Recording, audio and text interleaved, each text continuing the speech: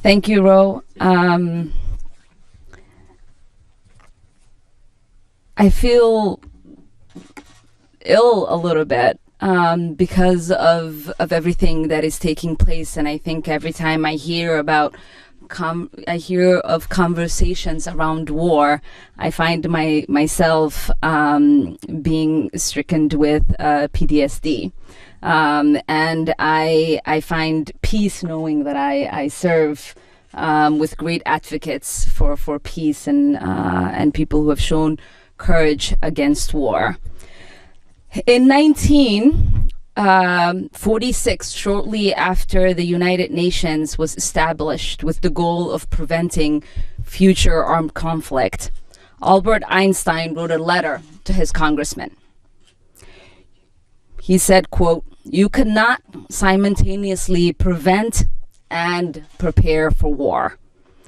He said, "The very prevention of war requires more faith, courage, and resolution than are needed to prepare for war.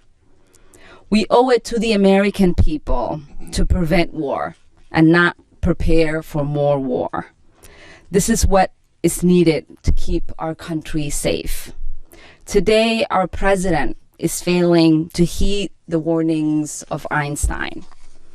Since he got into office, the president of the United States has been goading Iran into war.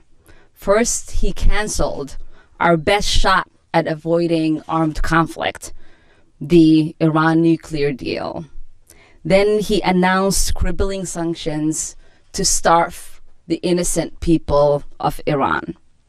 And whether he publicly says he wants nothing to do with wars or that he wants to end endless wars, we know that his actions are contradictory to his statements, because every single person he surrounded himself with has been itching to go to war with Iran. And this is a man who is both an arsonist and a fireman. He starts a crisis, then he wants to create the appearance of wanting to solve it. He's done that here.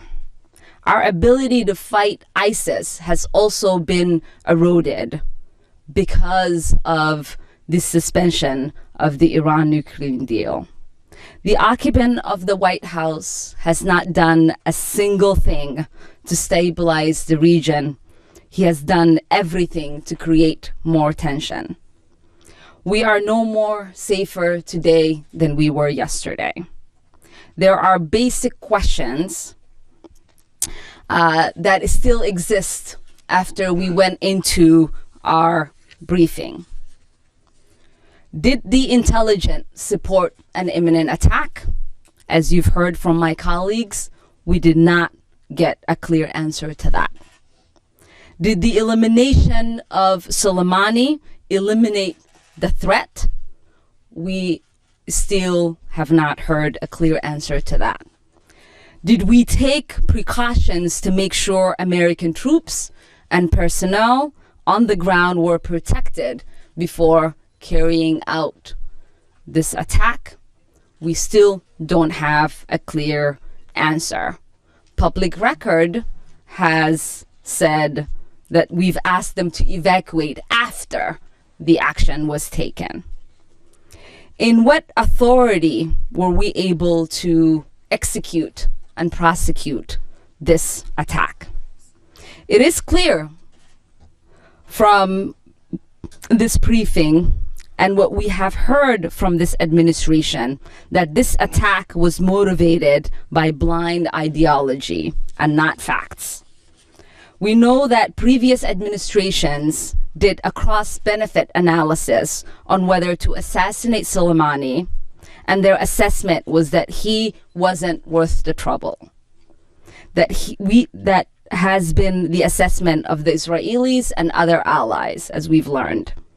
Many have wanted the opportunity to take him out and known he is a malicious actor. So what made this different?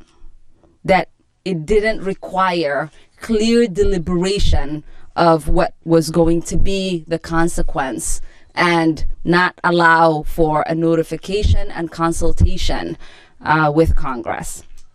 Why don't we have any of these clear answers? We hope the American people will continue to ask for answers.